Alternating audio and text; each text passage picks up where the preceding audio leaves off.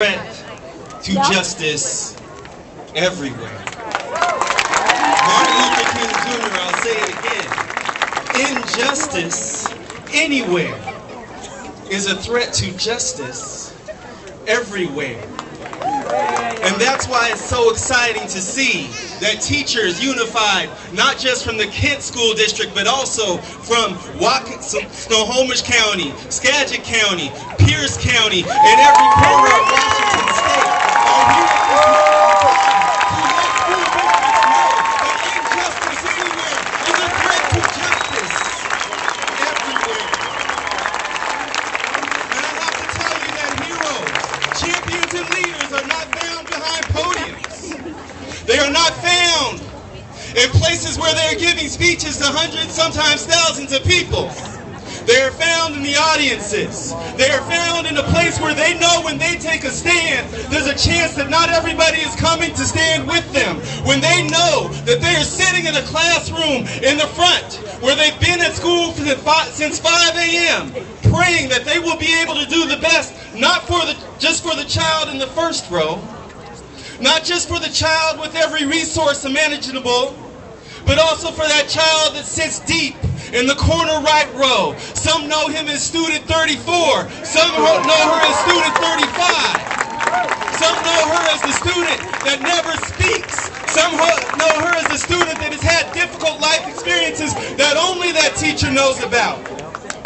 Some know him or her as that student who found their way into foster care, who needs you at this moment more than ever because everything that they valued in their life has been taken from them and all they have left is their teacher. You are the champions.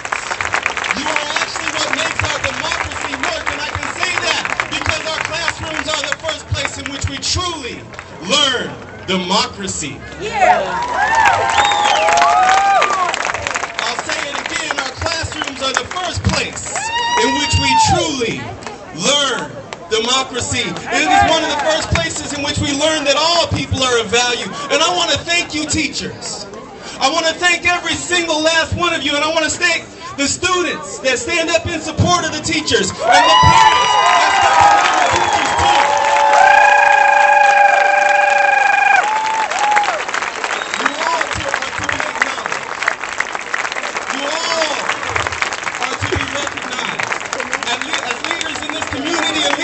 In this society, as people that understand that the slogan, "No child left behind," is not worth a thing if teachers aren't in that classroom making sure that no child is left behind. But understand that in order to ensure that no child is left behind, we need to have better training, we need to have smaller class sizes, we need to have valuable resources, we need to have support, we need to be told that we're of value too. And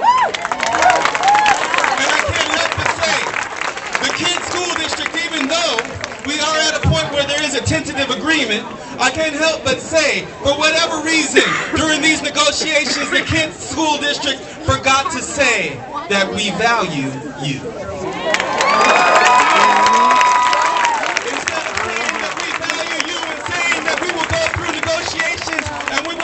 With you in a fair fashion, they tried to be as heavy-handed as possible to the teachers of our democracy. They tried to be as heavy-handed as possible to the people that do not forget student number 34, who do not forget that corner, that child that's deep in that corner, that child that only has you. I speak at a lot of schools every year. And on occasion, students come up to me with questions, especially after I share parts of my own life experience. Some of those questions are, my dad is in prison for 15 years. How do I handle that? How do I make it through? He did something to my mother. My mother is no longer with me. How do I handle that? How do I make it through? How do I handle that?